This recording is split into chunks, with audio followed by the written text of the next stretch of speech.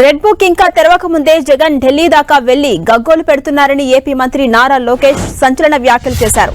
జాతీయ మీడియా వెంటపడి మరీ జగన్ రెడ్ బుక్ కు ప్రచారం కల్పించారని లోకేష్ మీడియాతో చిట్ చాట్ లో చెప్పారు. తన దగ్గర రెడ్ బుక్ ఉందని తానే దాదాపు 90 బహిరంగ సభల్లో చెప్పినట్టుగా లోకేష్ గుర్తు చేశారు. తప్పు చేసిన వారందరి పేర్లు రెడ్ బుక్ లో చేర్చి చట్ట ప్రకారం శిక్షిస్తామన్న ప్రకటనకు కట్టుబడి ఉన్నట్టుగా లోకేష్ తెలిపారు. జగన్ చెప్పే అసత్యాలేవో అసెంబ్లీకి వచ్చి చెబితే వాస్తవాలేంటో తామే వివరిస్తామని లోకేష్ అన్నారు. 5 ఏళ్లలో జగన్ 2 ప్రెస్ మీట్లు పెడితే ఎన్నికల్లో ఓడిపోయాక నెల రోజుల వ్యవధిలోనే 5 ప్రెస్ మీట్లు పెట్టారని చెప్పారు.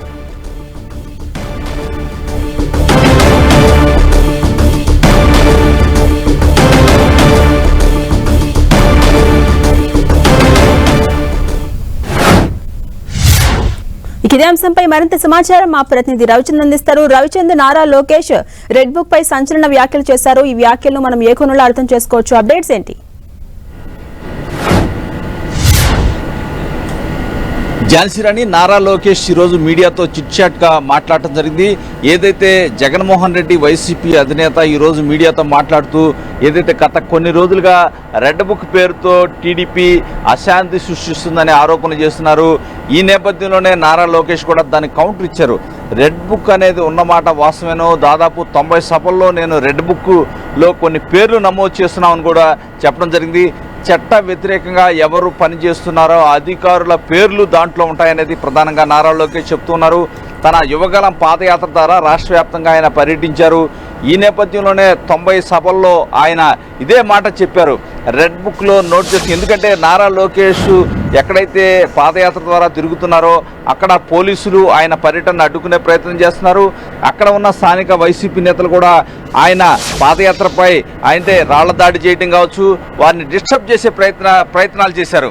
ఈ నేపథ్యంలోనే నారా లోకేష్ అప్పుడే చాలా కఠినంగా చెప్పడం జరిగింది. టీడీపీ అధికారంలోకి వచ్చాక రెడ్ బుక్లో పేర్లు నమోదు చేస్తున్నాం, వారందరిపై చర్యలు ఉంటాయని చెప్పారు. ఇదంతా కూడా ఇప్పుడు చర్చనీయాంశంగా మారిన నేపథ్యంలో మరోసారి ఈరోజు జగన్మోహన్ రెడ్డి మాట్లాడుతూ దానికి కౌంటర్గా మంత్రి నారా లోకేష్ కూడా స్పందించారు. రెడ్ బుక్లో ఎట్టి పరిస్థితుల్లో కూడా ఉన్న పేర్లు వారందరికీ కూడా చట్ట ప్రకారం శిక్షిస్తామని కూడా చెప్తున్నారు. ఇప్పటికే పలు సందర్భాల్లో ఏదైతే ఎవరైతే ఉన్నారో వారందరినీ కూడా చట్ట ప్రకారమే మేము ముందుకు పోతాం తప్పించి చట్టాన్ని చేతుల్లో తీసుకోవద్దని కూడా చంద్రబాబు హెచ్చరించారు. టీడీపీ నేతలు సైతం నారా లోకేష్ సైతం అదే సూచనలు చేస్తున్నారు. ఎవరు కూడా చట్టాన్ని చేతుల్లోకి తీసుకోవద్దు, చట్ట వ్యతిరేకంగా పనిచేసిన అధికారులు కావచ్చు, వైసీపీ నేతలకు చట్ట ప్రకారం శిక్షిస్తామని చెప్తున్నారు. నారా లోకేష్ కూడా అదే ఉటంకించారని చెప్పుకోవచ్చు. ఏదైతే జగన్మోహన్ రెడ్డి కూడా గతంలో ఎప్పుడు కూడా మీడియాతో మాట్లాడలేదు, కానీ ఈ ప్రభుత్వం వచ్చిన కొన్ని రోజుల్లోనే దాదాపు 5 మీడియా సమావేశాల్లో పాల్గొన్నారు.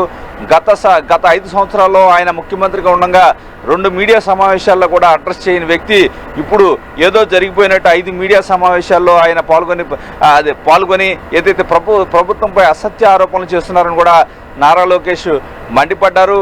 ఏదైనా టీడీపీ నేతలు కూడా వాస్తవాలను ప్రజల్లో చెప్పమని చెప్పి కూడా ఆయన ఆదేశాలు జారీ చేశారు. ఎట్టి పరిస్థితుల్లో కూడా ఏదైతే రెడ్ బుక్ అనేది ఉన్నమాట వాస్తవమేనో, దాంట్లో ఉన్న పేర్లు ఎవరైతే చట్టాన్ని చేతుల్లోకి తీసుకొని చట్ట వ్యతిరేకంగా పనిచేశారో అధికారులు కావచ్చు, వైసీపీ నేతలు కావచ్చు, వారందరినీ కూడా చట్ట ప్రకారం శిక్షించి తీరుతామని నారా లోకేష్ చాలా గట్టిగా చెప్పిన పరిస్థితి. చాలామంది శ్రేణులు కూడా నారా లోకేష్ని ఈరోజు అసెంబ్లీ ప్రాంగణంలో కలిశారు. నామినేటెడ్ పదవుల విషయంలో కావచ్చు, వివిధ పనుల విషయంలో ఆయనకి మెమోరాలు సమర్పిస్తున్నారు. ఈ సందర్భంలోనే జగన్మోహన్ రెడ్డికి సంబంధించిన ఈరోజు విలేకరుల సమావేశం వివరాలకు సంబంధించి కొంతమంది అడిగినప్పుడు ఆయన ఈ విధంగా స్పందించారు. రెడ్ బుక్ అంశం సంబంధించి టీడీపీలో ఒక చర్చ జరుగుతుంది, ఎట్టి పరిస్థితుల్లో కూడా రెడ్ బుక్ పై చర్యలు తీసుకుంటాం. ఏదైతే జగన్మోహన్ రెడ్డి అసెంబ్లీకి వచ్చినా కూడా అన్ని అంశాలు చర్చించడానికి సిద్ధంగా ఉన్నామని కూడా నారా లోకేష్ స్పష్టం చేశారు. ఝాన్సీ, అలాగే రవిచంద్ర, చట్ట ప్రకారం ఆ రెడ్ బుక్ లో ఉన్నటువంటి పేర్లకు సంబంధించి శిక్షలు ఉంటాయని చెప్పి నారా లోకేష్ చెప్తున్నారు. దానికి కట్టుబడి ఉన్నామని చెప్పి వ్యాఖ్యానిస్తున్నారు. ఈ వివాదం ఎంతవరకు ముదరబోతోంది? డెఫినెట్గా ఏదైతే నిన్నే శాంతి భద్రతల అంశానికి సంబంధించి ముఖ్యమంత్రి చంద్రబాబు హౌస్లో ఒక ప్రజెంటేషన్ ఇచ్చారు. ఆ ప్రజెంటేషన్లోనే గత 5 సంవత్సరాల్లో టీడీపీ నేతలకు సంబంధించిన కేసులు ఉన్నవారు ఎవరు లెక్కవమంటే దాదాపు 90% సభ్యులంతా కూడా లేచి నిలబడిన పరిస్థితి నిన్న సభలో గమనించాం.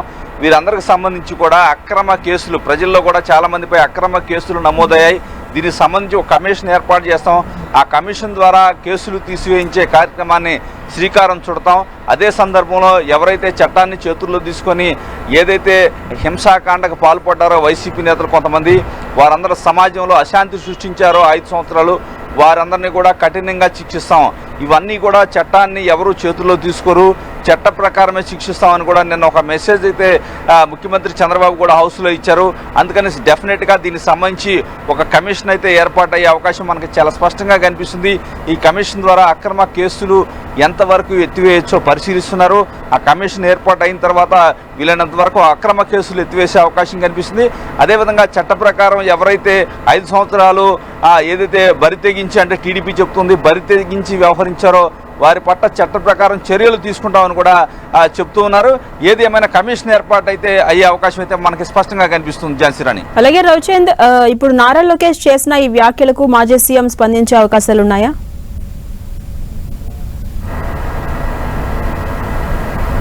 అంటే డెఫినెట్గా అంటే ఈరోజే విలేకరుల సమావేశం ఏర్పాటు చేసి మొత్తం కూడా తన మనోగతాన్ని మొత్తం కూడా జగన్మోహన్ రెడ్డి వివరించారు. దానికి కౌంటర్గానే ఈరోజు మంత్రి నారా లోకేష్ స్పందించారు, మీడియాతో చిట్చాట్గా మాట్లాడారు. డెఫినెట్గా జగన్మోహన్ రెడ్డి ప్రస్తుతం అయితే బెంగళూరు వెళ్ళారు. ఆయన స్పందించే అవకాశం అయితే మనకు కనిపించలేదు. దాన్ని ఆ పార్టీ తరఫున ఎవరైనా స్పందించే అవకాశం అయితే ఉంది. ఎట్టి పరిస్థితిలో కూడా జగన్మోహన్ రెడ్డి ఈరోజు విలేకరుల సమావేశంలో పలు కీలక వ్యాఖ్యలు చేశారు. వాటిపై కౌంటర్ ఇవ్వడానికి అధికార పార్టీ కూడా రెడీ అవుతుంది. ఇప్పుడే పయ్యావుల కేసు కూడా మరి కాసేపట్లో మీడియాతో మాట్లాడబోతున్నారు. హౌస్లో కూడా చంద్రబాబు ఈరోజు కూడా ఆర్థిక అంశాలకు సంబంధించిన శ్వేతపత్రాన్ని కూడా విడుదల చేశారు. అప్పుడు కూడా పలు ఆర్థిక అవకతవకలు గత ప్రభుత్వంలో జరిగినట్టు కూడా బయటపెట్టారు. అదేవిధంగా హోమ్ మినిస్టర్ కూడా మాట్లాడే అవకాశం ఉంది. ఎందుకంటే టీడీపీ చాలామంది నేతలు, మంత్రులు కావచ్చు, పలువురు నేతలు కూడా జగన్మోహన్ రెడ్డి కౌంటర్ ఇవ్వడానికి రెడీగా ఉన్నారు. అదే సందర్భంలో ఏదైతే వైసీపీ నుంచి కూడా జగన్మోహన్ రెడ్డి బెంగళూరు వెళ్ళారు కాబట్టి ఆ పార్టీ నేతలు కూడా మాట్లాడే అవకాశం అయితే కనిపిస్తుంది. ఇది కొన్నాళ్ళైతే ఈ రెడ్ బుక్ వ్యవహారం అయితే కొన్ని రోజుల పాటు 2 పార్టీల మధ్య విమర్శలు ప్రతి విమర్శలు జరిగే అవకాశం అయితే మనకి స్పష్టంగా కనిపిస్తుంది. అలాగే రవిచంద్ర, మనం ఒకసారి ఇష్యూని రీక్యాప్ చేసుకుంటే కనుక అసలు రెడ్ బుక్ వ్యవహారం ఎక్కడ మొదలైంది?